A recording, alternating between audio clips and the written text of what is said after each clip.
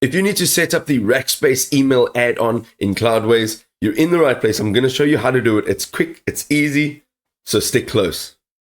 Okay, so you want to set up the Rackspace email. So what you're going to do straight from cloudways.com, this is your dashboard. You're going to go on the left-hand side, you're going to look for this little puzzle piece looking icon. You're going to look for the Rackspace email. If it doesn't come up on this list over here, you want to go ahead and look at the view all add-ons and type it in and search for it.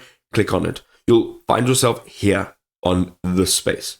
So this page over here basically allows you to add Rackspace email addresses, and what you're going to do is you're going to click on add mailbox. Now currently I am running with the free trial, but if you upgrade you can then add your email address and your password.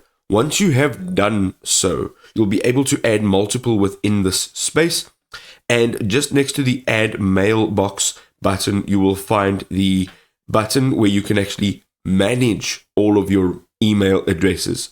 So you can go ahead and you can click on that, and once you have, you can go up to the top here, you can bookmark that page so it's easily accessible, and now you can manage your Rackspace email addresses quickly and easily within Cloudways.